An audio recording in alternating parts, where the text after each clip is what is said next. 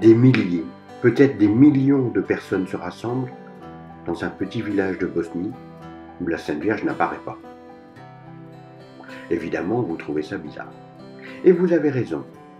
La Bible nous dit, je traduis rapidement avec mes mots, si un ou des phénomènes inexpliqués se produisent, pour savoir si cela vient du bien ou du mal, il faut regarder les résultats ou les conséquences du phénomène au bout de quelques années.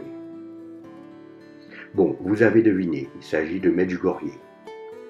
Les résultats, ce sont des confessions, communions, baptêmes, célébrations de la messe, conversions, vocations et surtout des millions de personnes qui viennent du monde entier, de Chine, Japon, Inde, Italie, Allemagne, Espagne, France, pour faire un pèlerinage.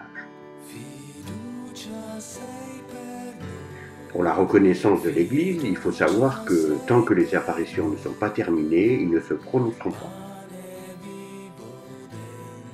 Medjugorje est un lieu d'apparition, ou plutôt une école, pour réapprendre à prier.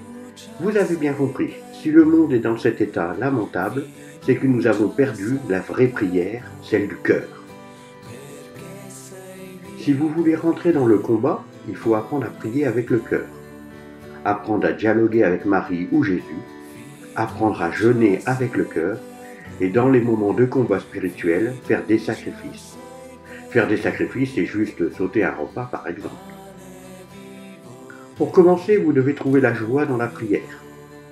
Cela paraît normal pour certains, mais pour d'autres, c'est difficile. Et c'est là que commence le combat spirituel.